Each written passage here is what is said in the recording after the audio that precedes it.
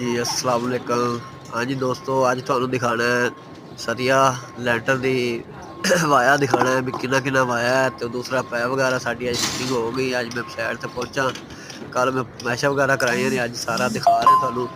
सारा माशाअल्लाह वाया वेख सकते ने, 6x6 का खाना बनाया सारा।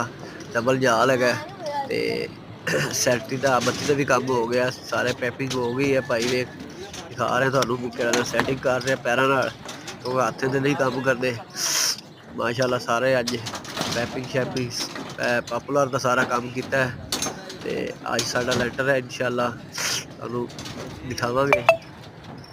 अज सारा लैंटर जिन्ना भी सरिया होया है उन्हें वाया वो दिखा रहे हैं। पैपिंग शैपिंग जो भी है पॉपुलर का काम कर रहे हैं।